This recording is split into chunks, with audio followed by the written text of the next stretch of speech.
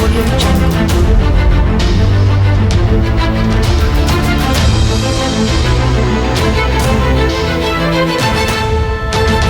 Audio Jungle.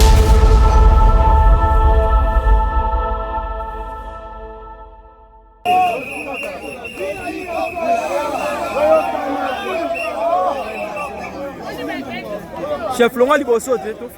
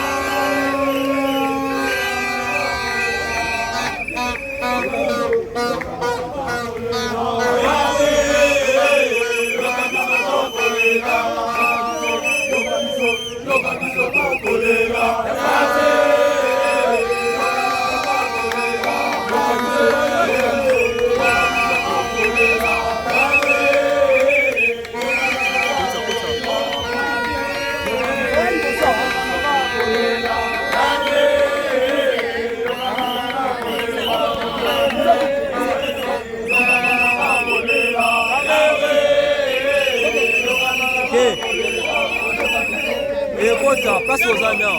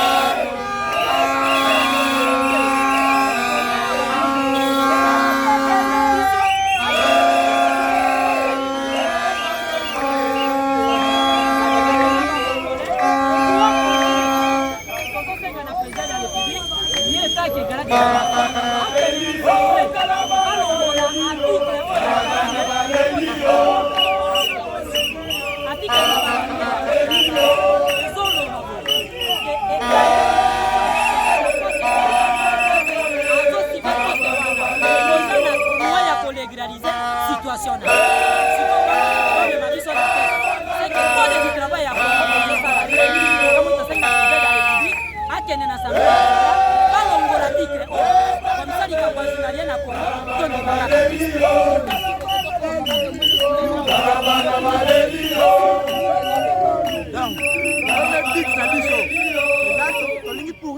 une fois dans ce pays, que la loi ne pas se respecter. On a mis de le dire là. Article 42, un poste organique. On ne peut pas engager un journalier. Donc, les journaliers prestant de ce poste organique, d'office, son contrat est en durée déterminée. Donc, notre souci est que pour le dire qu'il faut dans ce pays, que la loi puisse être respectée. Ou bien alors, il nous dit que cet article 41 du travail, que les législateurs puissent le railler dans notre code du travail. Et à ce moment-là, nous allons au cas contraire, nous allons continuer cette lutte pour qu'une fois la loi puisse être respectée. Lui, il est exécuté dans ce pays. Ça n'a pas besoin de souci.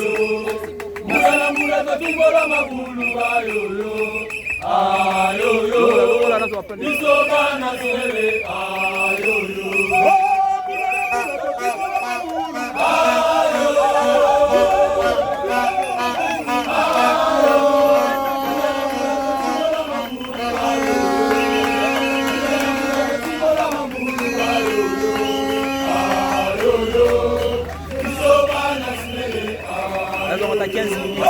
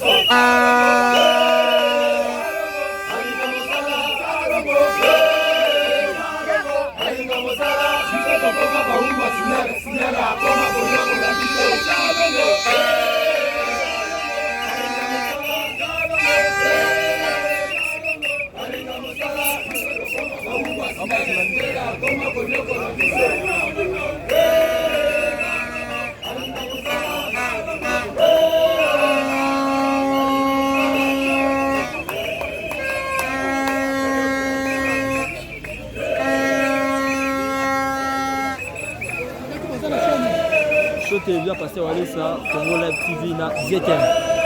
Depuis na après le CMB du jour. CMB du jour.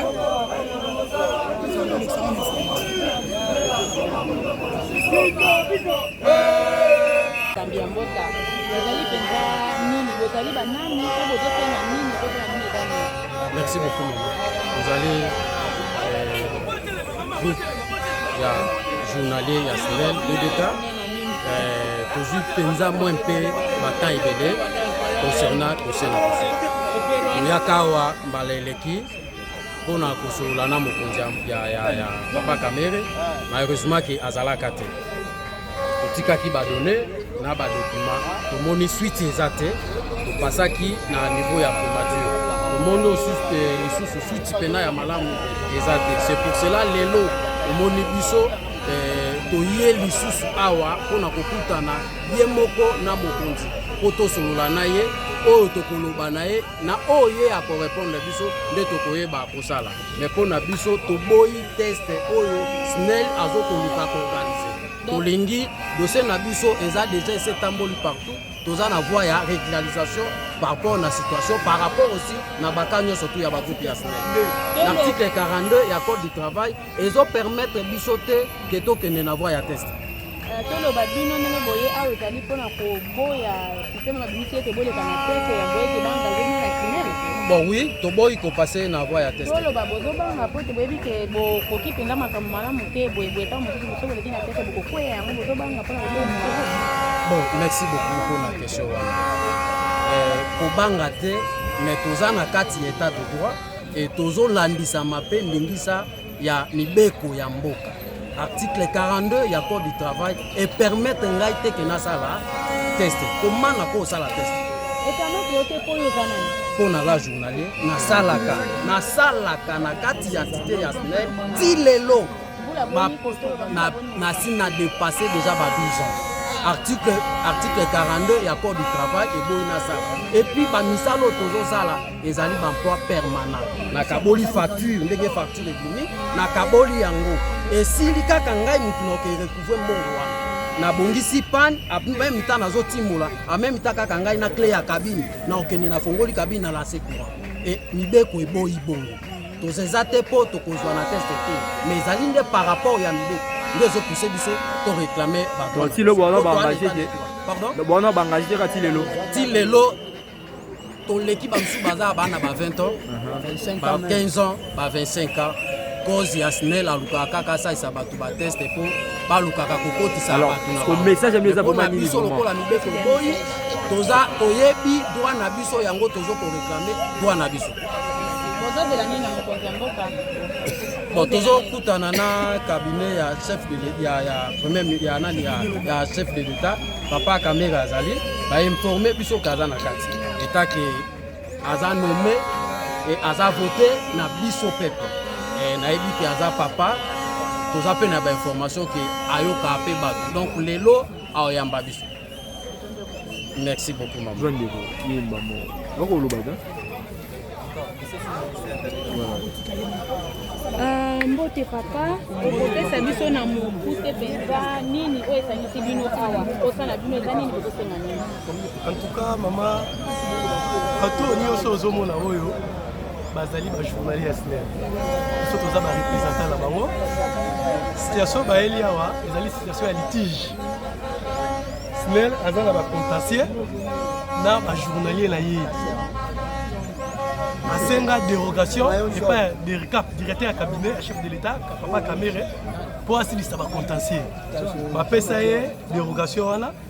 SNEL a profité na sima ya dérogation wana amema batu nyonso na teste azwa ba journalier mutu asalaka na emploi permanent asala 15 ans 13 ans 12 ans au même test oyo komema ye toyebi te okosalisa teste ya nini po mutu wana asalaka déjà tozala bato mosusu baza bacoupé rétablissaire donc bato omonaka mati likolo ya poto ake po akata motu courant po mbongo ekota na kesi ya SNEL asala ngo pendant 10 ans akataka bacourant akosa mbongo na kesi ya SNEL lelo SNEL alobi amema motu wana na test Ce que tu as évité, test aromatisé la proto, Alexandre a kataka courant, ou bien aromé la salle, Alexandre commune. Tous la bateau, babengi, câbleur, jointeur. Sur les gars, comme la bateau, bateau, la maboulou, terrassé, câble à 16 zika, azako bongisa yango. Bateau là, basala 15 ans, 17 ans, 12 ans. Baoumel la SNEL, na ba plan permanent. Et le SNEL a zoba ça c'est test. Et tant qu'il va déléguer la bango, boy, pour ça la test SNEL azali kolo ya mibeko te. Il faut respecter mibeko ya mboka. Ce qui SNEL a boy ko respecter mibeko ya mboka, dans ce cas constitution mboka et ça sous importance c'est en plus ce qui SNEL a boy koto sa mibeko ya mboka, ministère ya travail. Et ça sous importance c'est il faut pas qu'un ministère ya travail Baboma, ministère et travail, pour l'importance de lettre bateau union se moni bazala ngo. Eza lettre signée na ministère et travail. Ba signé bazong sa bateau musala depuis 2014 jusqu'à le SNEL a exécuté. Ya lobi ke azali kolo ya mibeko akoto sa mibeko te. Ya moto zo senga la chef de l'état, le président Fachi, ata la situation ba congolais. Ata la bande connaît ba congolais, lito ya salaki asalaki yango pour les Congolais. Pour les Congolais, va se retrouver état de droit. Tout le monde a état de droit dans la mission. Tout le monde a mission. Tout le monde a réaction du chef de l'État a impliqué la carte de dossier Oyo. Si vraiment état de droit et continue la carte de Mboka Oyo, tout le monde a réaction du chef de l'État. Donc ça va pas être direct. Papa Kamere, dans la Syrie. Azali Congolais, Azo Kabiso Bandekone Congolais, va respecter le code du travail. Ceux qui va respecter le code du travail, dans ce cas, tu vas le ministère du travail. Et ça, c'est une importance. Merci vraiment.